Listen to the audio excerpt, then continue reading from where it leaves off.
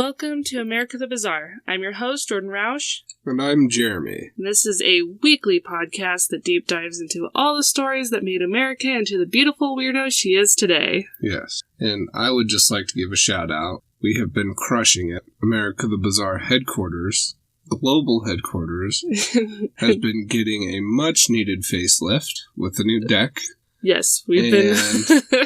some deep cleaning. With all this extra time we've having. Yeah, it's been nice. Yeah, our headquarters / our home has finally gotten a little bit cleaner. A lot of bit cleaner. And a little more thanks moved to in. Quarantine. Yeah, we actually moved into this house in October, and between us both working full-time jobs and Jeremy going to law school and the podcast and also having a toddler, it took us a while to move in, and this gave us finally the opportunity. You know what? I made it. It's after March 21st, and I'm finally going to have the garage clean, so we can park cars in there. I can't wait to actually... Does anybody ever, park in their garage? Right. Is that a thing? So I hope everybody else is staying healthy and sane and happy in your homes during this crazy, crazy time. We just keep saying to each other, you know what? It's going to be crazy in 20 years when, there's kids doing elementary school reports on the global pandemic of 2020 and they're going to be interviewed. Correct. So, can't wait. So, this week's presidential quiz, just think about it a little bit. There's, I feel like, kind of a giveaway to it, in a way. But the quiz this week is, what president broke into his law school office to check his law grades before they were posted? I want to say Howard Taft. Howard Taft. Right? I don't think so, but you're making me sick. I want to say it's William Taft. William Howard Taft. William Howard Taft. Is that what it is? Yes, William Howard Taft. Just because he was the only president who also became a Supreme Justice. That's a good one. Yeah. But there was a lot of presidents that went to law school. Yeah. So, think about it, and the answer will be at the end of this episode. Yes.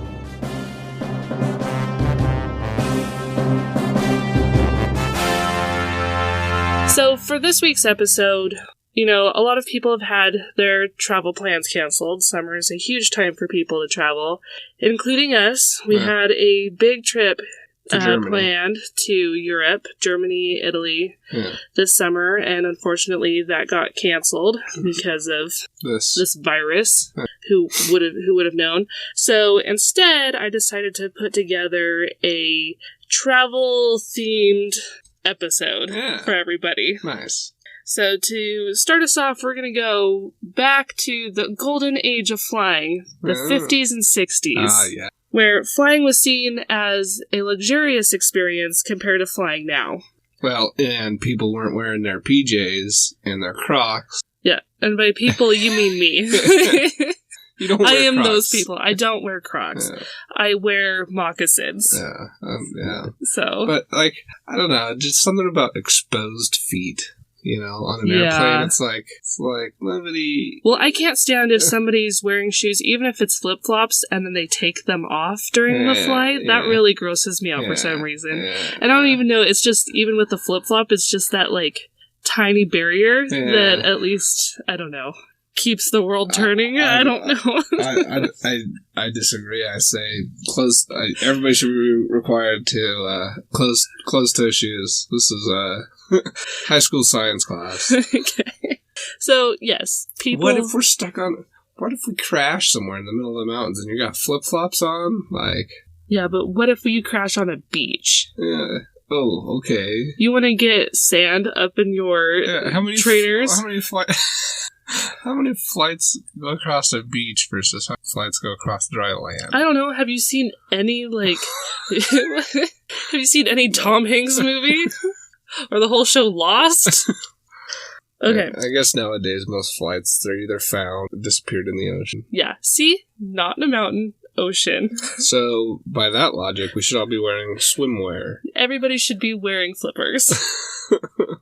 We're going to start that trend when we can fly again. Yeah, and snorkel masks. Yeah, so in the 50s and 60s, flying was much nicer. People would actually dress up in their nice clothes rather than sweats, comfy pants, to get on the flight. The flying was much more expensive than it is now, and it took you a lot longer. But the planes were nicer, too. The planes were nicer. Yeah. There were framed pictures hanging on the walls. There was... On those round walls? Yeah.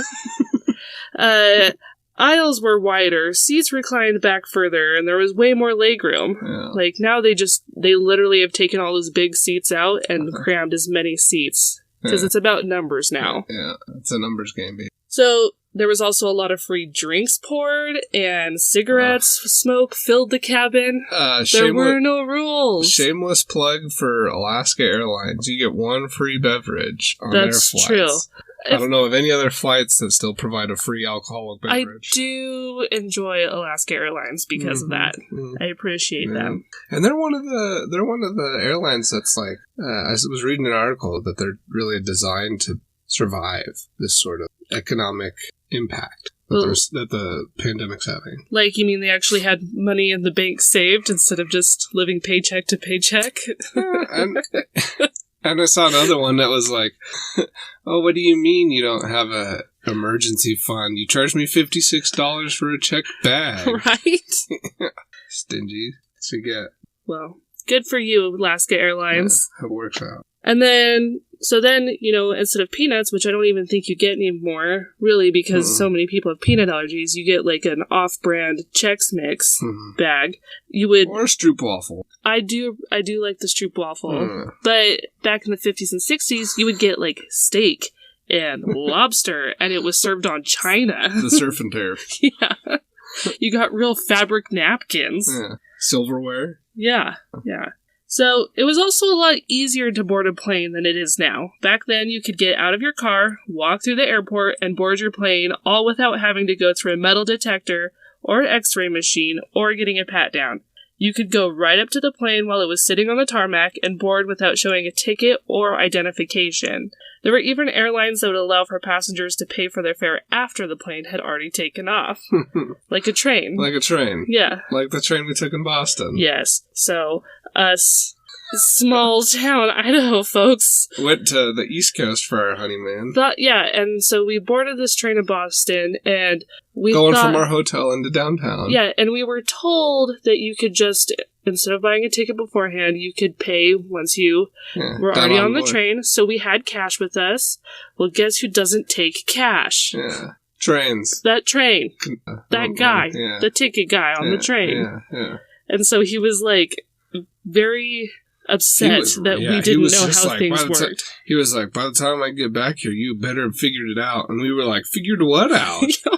And then luckily there was a nice Midwestern family that was like sitting close to us. And they were like, hey, download this app, tie it to your credit card. Yeah. Because he also didn't have like a credit card reader. He just wanted tickets. Yeah, we tried with cash. We tried with credit card. And he was like, Nope, doesn't work. And family told us how to download the app. So, yes, planes also used to be like that, except I'm pretty sure they would accept cash. On May 1st, 1961, a man named Ramirez Ortiz entered the cockpit of a National Airlines Convair 440 flight that was headed to Key West, Florida. Ortiz had a steak knife and held it to the pilot's throat and said, "If I don't see Havana in 30 minutes, we all die." The flight crew complied, and the plane changed course for Havana, Cuba. When the plane first came into Cuba airspace, they were threatened with anti-aircraft fire. But when the plane crew explained what was happening, Cuban air traffic controllers let them land at a military base just south of Havana.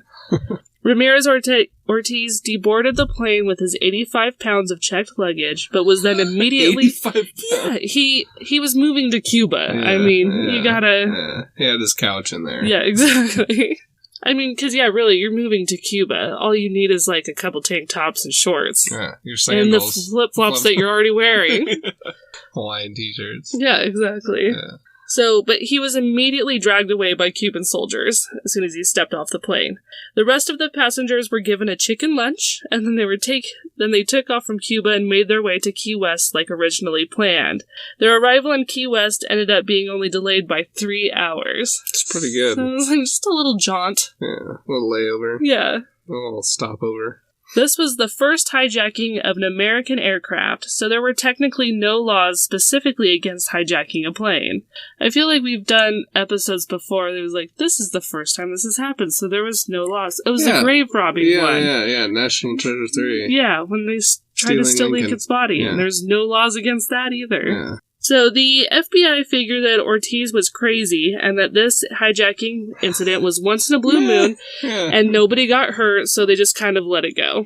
So they still didn't make any laws against hijacking. It's not going to be a thing, right? Yeah. On July 24th, 1961, a Tampa-bound flight was hijacked and flown to Havana.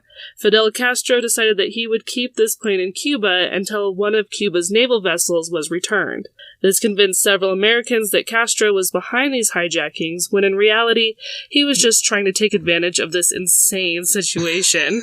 He's an opportunist. He is. He's like, oh, wow. These American planes just keep showing up on my doorstep. Yeah, might as well do something about it, you know?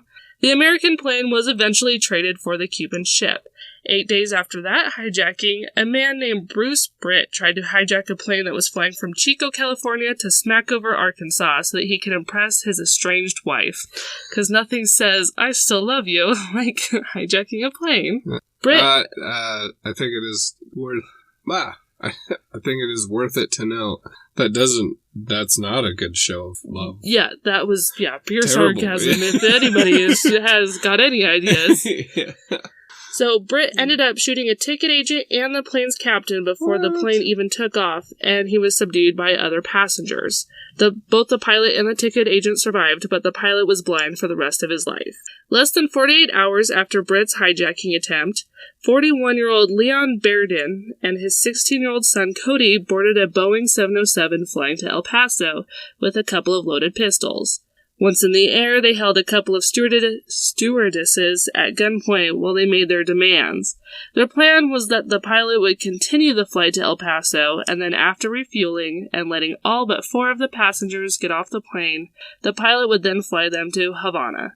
The Beardens figured that Castro would give them Cuban citizenship after they offered the plane worth $5.4 million to him as a gift. One of the passengers asked... What? The plane's worth? Yeah.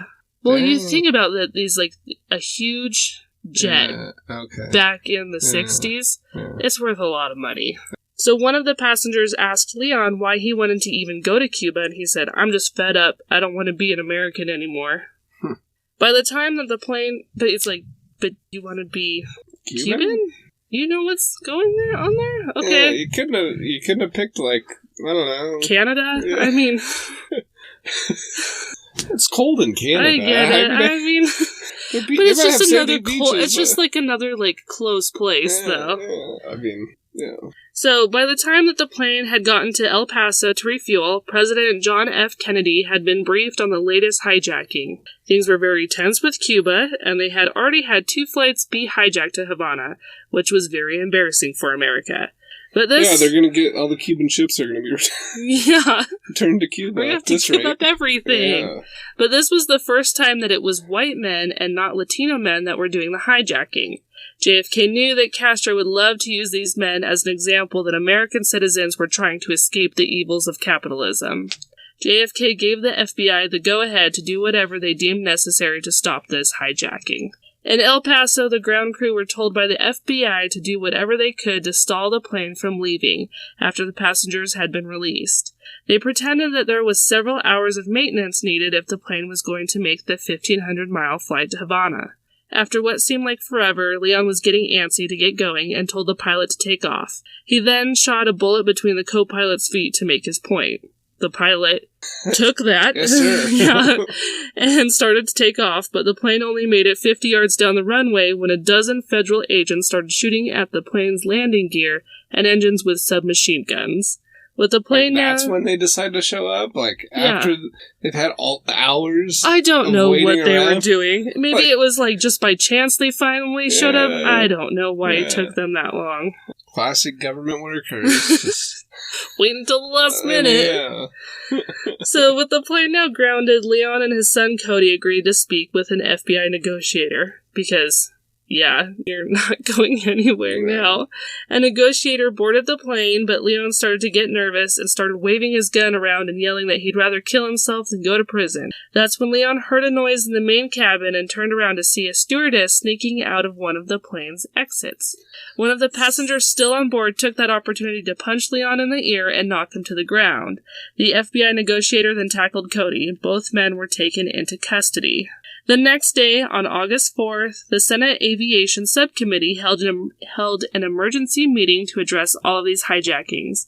Remember, at this time, there's technically still no law against hijacking an aircraft, so the Beardens could only be charged with kidnapping. Federal legislators But a lot of counts of kidnapping. So many kidnappings.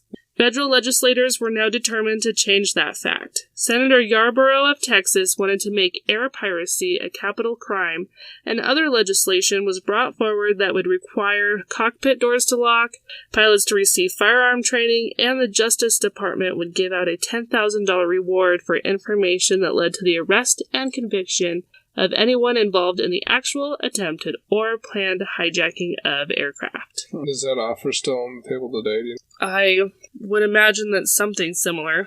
While Congress was still discussing the issue of air piracy, a man named Albert K. Don from New York City hijacked a plane that was headed for Guatemala City and had the flight redirected to Havana, Cuba.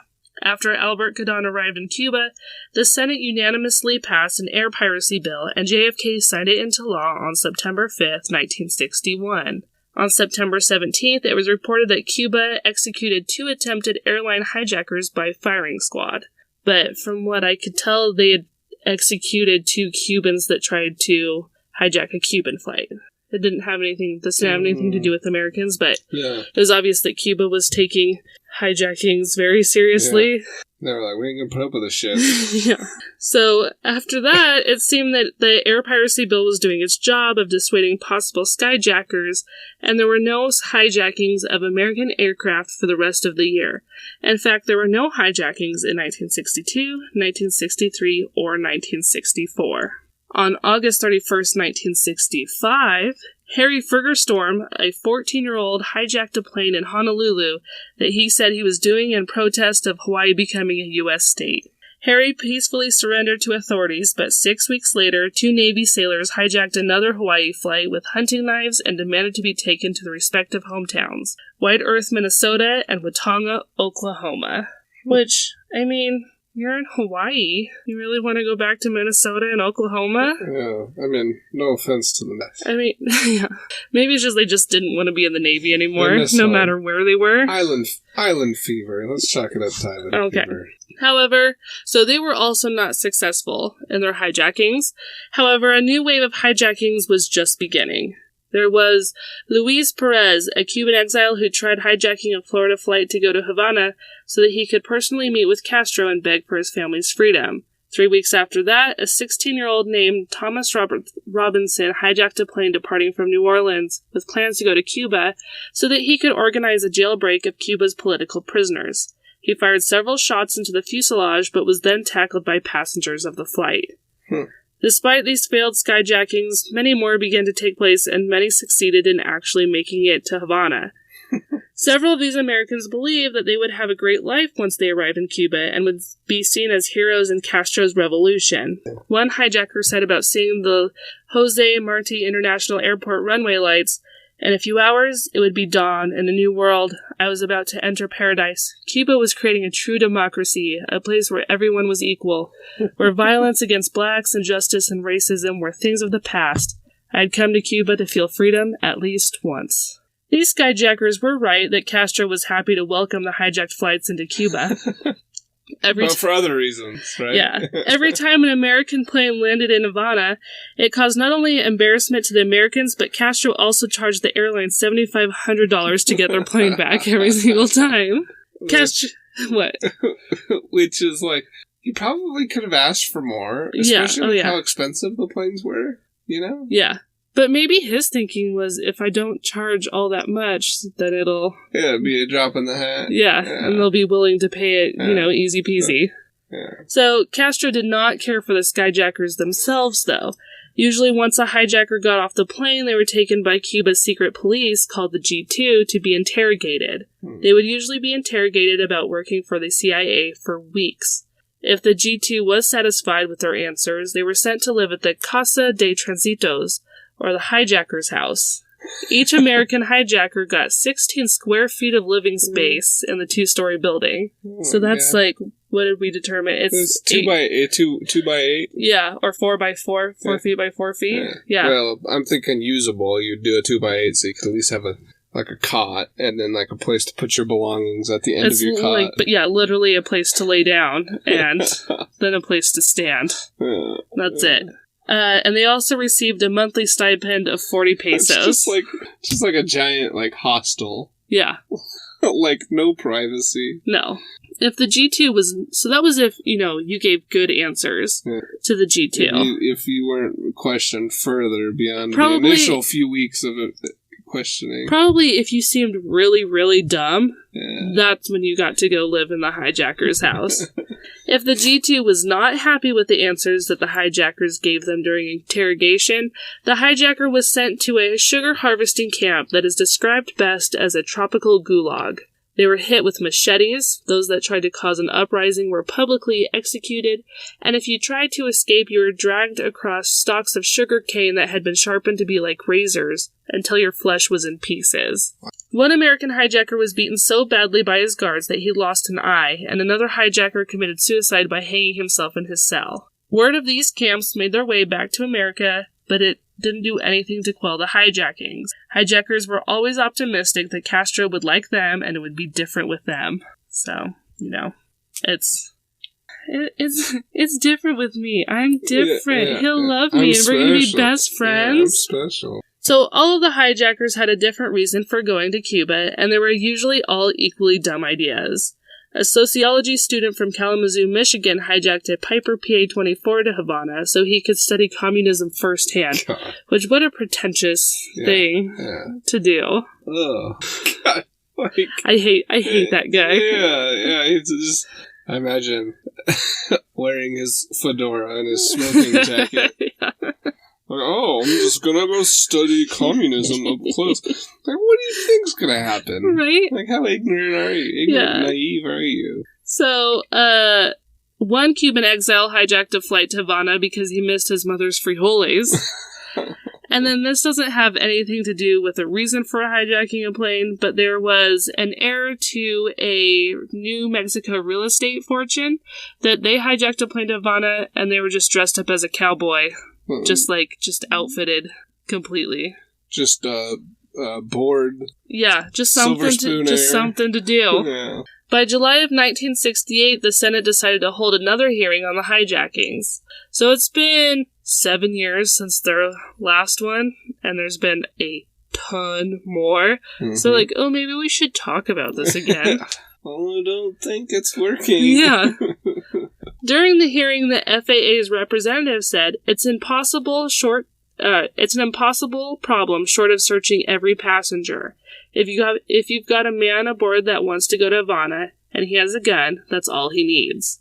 Senator George Smathers of Florida suggested that airports use metal detectors or X-ray machines that several maximum security prisons and military facilities were currently using, so that they could screen passengers before they boarded. However, airline lobbyists said of screening that it would have a bad psychological effect on passengers. It would scare the pants off people. Plus, people would complain about invasion of privacy.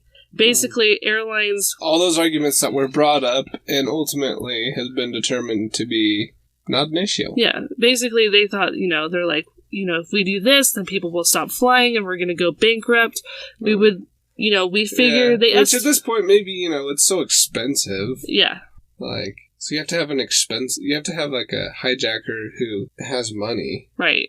But at the same time, what do you do about the planes that don't take payment until you're already on board? Right. So there was some other alternatives that they could have done. Yes. But so the airlines estimated that each hijacking cost them about $20,000, which included Castro's fee, plus canceling flights and giving kidnapped flight crews extra vacation time.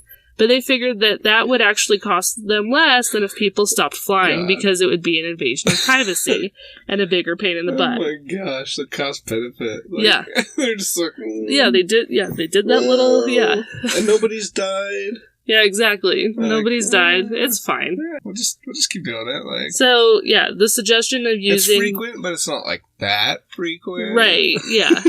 So the suggestion of using the screening devices was dropped. Oh. And, it's usually a different airline every time, so they're all kind of, sharing the costs. Yeah, well, it only happened to us, 3 times this year. Yeah.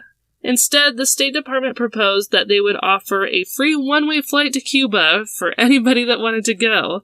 All they had to do was just promise that they would never come back to the U.S. Yeah. Fidel Castro, though, refused to accept these flights. He's like, I don't want these people. Yeah. So the airlines decided that they would just focus on avoiding as much violence as possible.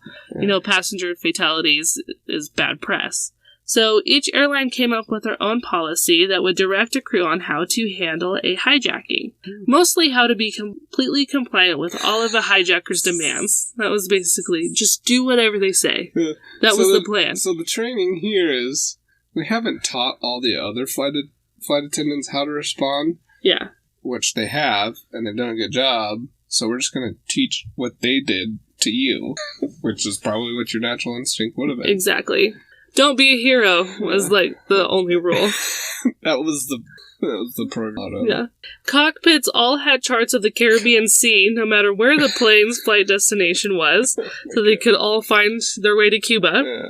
Pilots were given briefs on landing procedures at Jose Marti International Airport, and were also given cards that had phrases so they could communicate with Spanish-speaking hijackers that said things like, I must open my flight bag for maps, or aircraft has mechanical problems, can't make Cuba. Air traffic controllers had a dedicated phone line for reaching Cuban air traffic controllers, so they could let them know when there was an incoming flight. And the Switzerland embassy in Havana had a form letter that airlines could use whenever they needed to ask for their stolen plane back. Oh, did your plane... It's becoming so normalized. Yeah. They're like, oh, did you get your plane stolen? Fill out here, here, and here, and, Pay your $7,500. Yeah. Oh, we as the Swiss embassy charge a $50 convenience fee for this form. Yeah, exactly. That's how, the Swiss are always trying to find ways. They're jumping on it. Yeah. I wonder if, they're also like, if you don't have the $7,500 with you, we'll give you a small loan. Yeah. It's like a payday loan just to get your plane back. Yeah.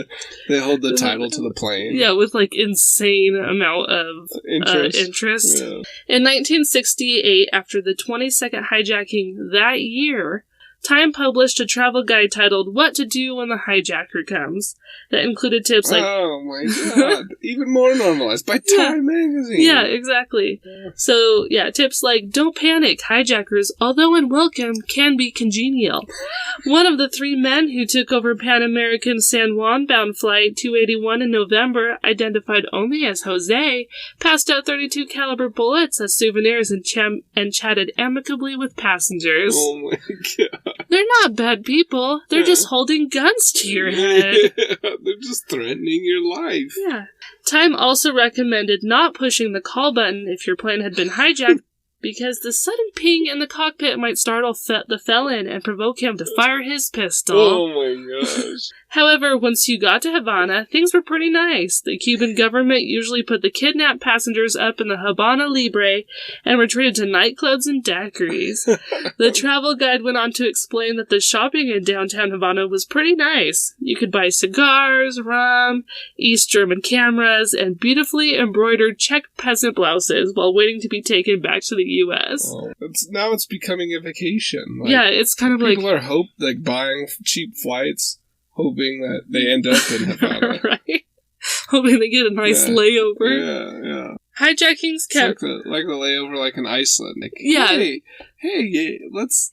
I know while you're here, extend your stay and go check out the volcanoes. Take a long layover. Go check out the markets and the beaches. Yeah, exactly. Have some daiquiris. Smoke some cigars. Yeah. Oh, man. Hijackings kept becoming more and more frequent. By the second week of February in 1969, there had already been 11 11 air hijackings that year in the United States. So 11 hijackings in 6 weeks. Wow. The FAA decided that just going with the flow wasn't working. And what? Who would have guessed? Yeah. And they created an anti-hijacking task force that would come up with solutions to all of these hijackings. Almost as soon as the task force was formed, citizens from all across the country sent letters with their ideas on how to lessen the hijackings. Some of these ideas were installing trapdoors just outside of the cockpit. Like, I've got a bomb, and then they'd press a button, and then he'd, like, fall, down sir, to can you take 2 steps forward? You're not standing quite over the trap there. Can you see the X there? Can you stand right there? I can't imagine that's good for the pressure in the cabin. Right. Another idea was to give stewardesses tranquilizer darts that they could just stab a hijacker in the neck with. One of the ideas was make passengers wear boxing gloves during the flight so they couldn't hold knives or a gun. No, they'll just all be punching each other. I'm like, okay, I'll go through a metal detector if you don't make me wear the boxing gloves the entire flight. Right. How am I supposed to eat my steak and lobster? Yeah, I couldn't go to the bathroom last time. I ended up peeing my pants because I had the boxing gloves on. Yeah. And my favorite idea, playing the Cuban national anthem right before takeoff and then arresting anybody who sang along. That was your favorite? I think that's just hilarious. So, I feel like somebody, I mean, I know a lot of these people were dumb, but you'd be like, hey, maybe I shouldn't sing along to the Cuban national anthem. Yeah. And then, so... who's... It's just a dumb idea. It's ridiculous. So there was actually one idea that kept getting sent in, and that was for them to build a mock version of the Jose Marti International Airport in southern Florida. So that'd be like, oh, look, we're already here. Yeah. Here we are. And then they'd get off and be like, all right. And then they'd get arrested by the FBI. So have somebody have actors dressed up as Castro and the FAA task force actually really liked that last idea, but it ended up being deemed too expensive. So apparently still just paying Castro and whatever, his fee was still less money than building a fake airport. I don't know. I can't imagine. Maybe it's more expensive than I think, but... So instead they just settled on an advertising campaign that reminded people that skyjacking was punishable by death. And in the fall of 1969, skyjackings actually did start to slow down. When asked if the advertising was working, the head of the FAA's Miami office said, it's possible that the fad had just died out. I think he was like, I don't think that was our best idea, but lucky for us, it's working. Yeah. Correlation does not equal causation. Yeah. Plane hijackings were now just 2 or 3 a month, instead of 2 or 3 a week. Yeah. However, after an Italian-American Marine hijacked a plane and redirected it to Rome in November of 1969, the FAA decided to implement a new system. One of the task force members named John Daly analyzed the characteristics of every single American hijacker since the first one in 1961. By this time, there had been more than 70, and found that there was no one personality trait or underlying reason for hijacking that they all shared. But many did act out their hijackings very similarly. So Daly created a checklist for airlines to use to determine if a passenger was a potential hijacker or not. The checklist included paying for a ticket in an unconventional way, or failing to maintain eye contact, or not give a straight answer about what was in their luggage. If a passenger met any of these criteria, they were asked to go into a private area where a federal marshal would use a metal detector wand on them and their luggage. Almost immediately after the screening process began, hijacking started to decline in number. There was only one hijacking in January of 1970 and only one in February. Janitors at airports started to find guns and knives hidden in potted plants all over the airports from hijackers that had chickened out after seeing screening notices. Oh my gosh. Oh. That had to be fun. Yeah. Look at all these free guns. It's like a scavenger hunt. Yeah. They grow like potatoes. Yeah. So, that was until a man named Arthur Gates Barkley hijacked a plane with a .22 caliber pistol, a straight razor, and a can full of gasoline. When he had arrived at the airport, the airline's metal detector wasn't working, and the airport was extremely busy, so Barkley was able to just board his plane without any kind of trouble. Instead of going to Havana, though, Barkley wanted $100 million from the Supreme Court. Which, do you think that... Why would you ask for $100 million from the Supreme Court? Like, they're not the people that I think have all the money. Unless they're just, that's what they're hiding underneath all those robes.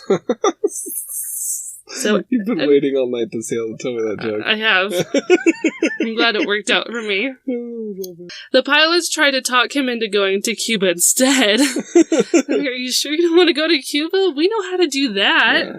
But nope, he wanted his money. So FBI agents lined a runway with 100 mail sacks that allegedly each contained $1 million. They were actually just filled with newspapers.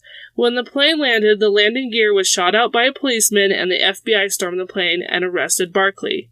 Though he was unsuccessful, Barkley started a new wave of skyjackings in America. Then the terrorist group called the Popular Front for the Liberation of Palestine hijacked 4 planes at the same time, and 3 of those planes were American. 3 of the hijackings were successful. One of the planes was flown to Cairo after the hostages were released and was blown up with hand grenades. The other 2 planes were flown to Zarqwa, Jordan, where the passengers were still being held hostage and were paraded past reporters by masked guards. 86 of the hostages were Americans.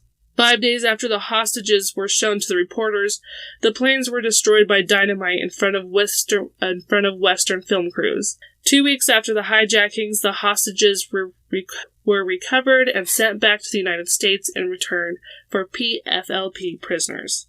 President Nixon unveiled his anti-hijacking plan after this incident, which included methods of detecting weapons and a Sky Marshal program. However, this did literally nothing to deter hijackers, and planes just kept getting hijacked.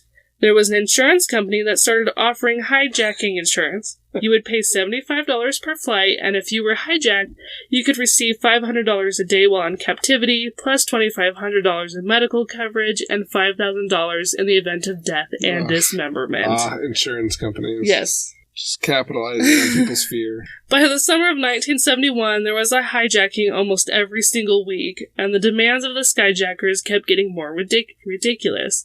They weren't just asking to go to Cuba anymore, they were asking to travel to the other side of the world, or large sums of cash, or both. On June 11th, 1971, the first hostage in a skyjacking incident was killed. 1971? Yeah. So we made it 10 years? It's been 10 years, and... 10 years. Some severe dismemberment. Yes. But no deaths. Yeah. And on November 24th, 1971, Dan D.B. Cooper infamously hijacked a Boeing 727 somewhere in between Portland, Oregon and Seattle, Washington. Cooper told a stewardess that he had a bomb in his briefcase and he needed $200,000 in cash and 4 parachutes or he would blow the plane to pieces. Once they landed in Seattle, Cooper got his cash and parachutes and allowed for the passengers to be released. He then demanded that the plane head to Mexico City with a refuel stop in Reno, Nevada. But before the plane ever even reached the Oregon border, Cooper jumped out of the plane with the cash. He was never seen again. And that just kind of helped even more hijackings happen. Because this guy got away with cash. In October of 1972, 3 men hijacked a commuter airplane with 26 passengers and demanded $10 million, 10 bulletproof vests, 10 parachutes, and a certified letter from the White House that the designated cash was a government grant. I don't know, for tax purposes. I don't know why you would need that letter. The crew tried to negotiate, probably like, are you sure you don't want to go to Cuba? We could take you to Havana. Yeah. I'll say I was the hijacker. Yeah, I'm out of cigars. Like, if we could just go to Cuba, it'd be great.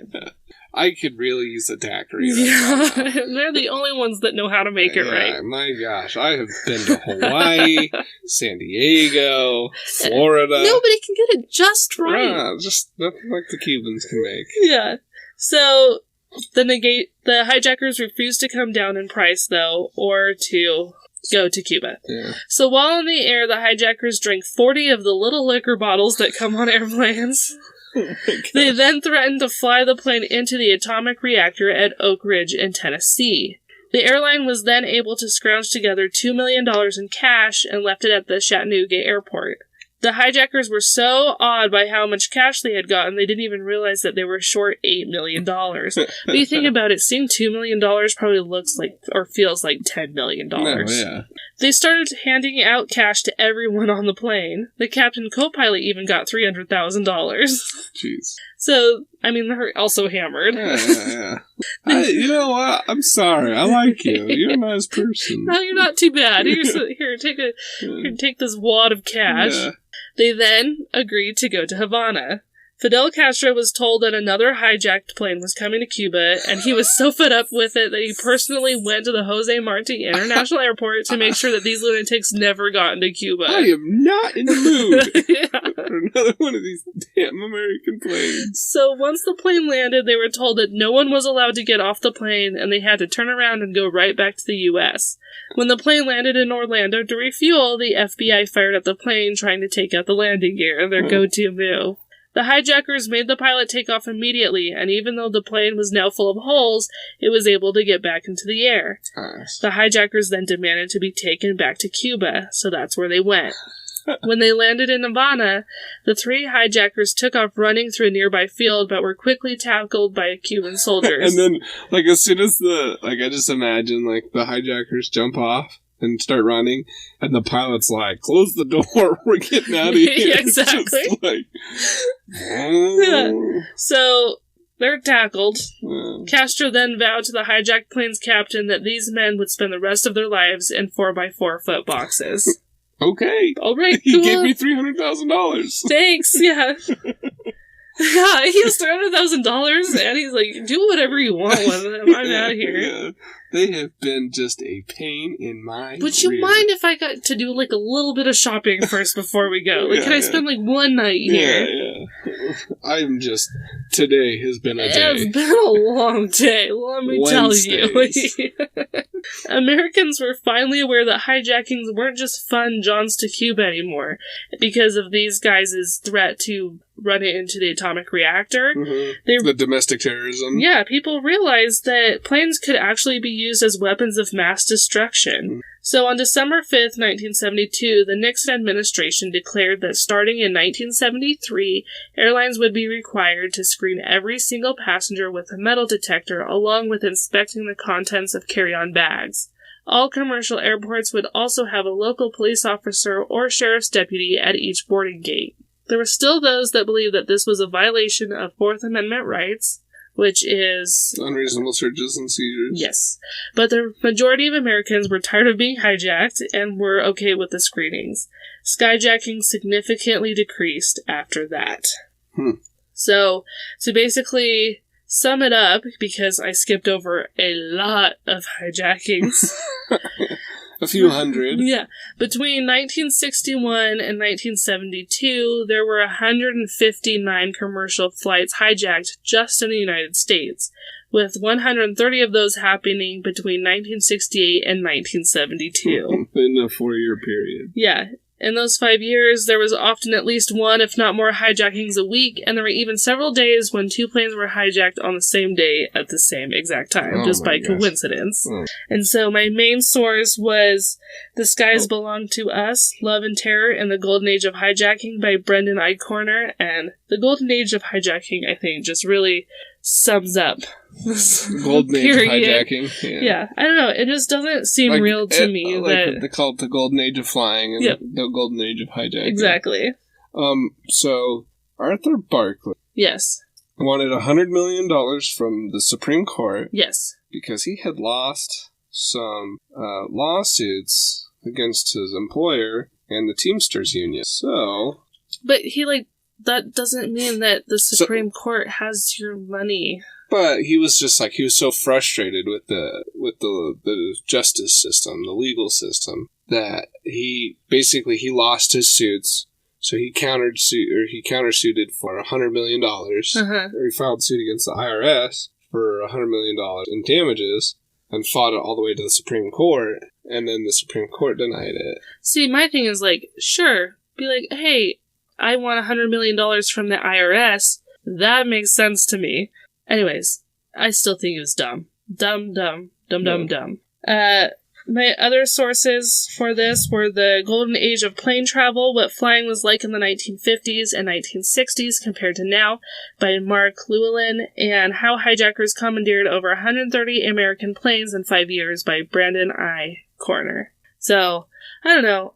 This story is crazy to me because I can't even imagine, first of all, just boarding a plane without even showing your ID or a ticket.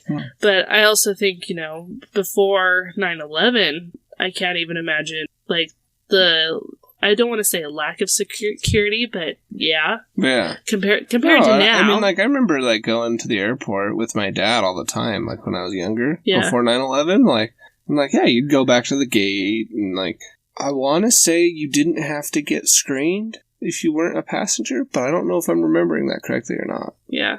So, I don't know. I don't remember. I felt like in Boise I didn't have to. Yeah. Maybe this is Boise. Sometimes the screening was on and sometimes it wasn't. Yeah. I don't know. It's crazy. Presidential quiz. Yeah. It was what president broke into the law school office to check his grades. Do you have any ideas? Oh, you said Taft. Yeah. That's right. So it wasn't Taft. It was Richard Nixon. Because, of course, just old habits die hard. Yeah. Just classic. Did he get away with it and then later found out, or? Yeah. He, later admitted to it? Yeah. Huh. Duke Law. Yeah. Yeah, that's where he went to school. So, if you like this episode, please rate, review us wherever you listen so other people can find us. Share it. Tell your friends about it. Also, make sure you subscribe so you never miss a future episode. Yeah. You can, if you're alone and bored, you can at least listen to us. Yeah, we'll be your friends. Close your eyes and pretend we're all hanging out. Yeah. Talking about crazy stuff. If you would like to look at some merchandise or a timeline of these stories or show notes, please go to americathebizarre.com. Yeah. If you would like to support this podcast, go to patreon.com and search for America the Bizarre. The link is also in the show notes. And there's some pretty cool perks to supporting the podcast, so I would definitely go check that out if I were you. Yeah. Got some pretty sweet stickers. We do have some pretty sweet stickers. Yeah. So, make sure also if you have any stories that you've read that have to do with crazy American history, send that to us. We want to hear about it. Yeah. But super interested in stories, personal stories, if you got them from family members. Yes. That sort of history is just... Also... It's unbelievable, the connections that get built when those stories get published somehow, Yeah, if you were on a plane or know of a relative that was on a plane that got hijacked, especially if they got to go to Cuba, we want to hear about it. The Castro Primo treatment. Yes, send that in. So, and then other than that, I think until next time, stay weird, America.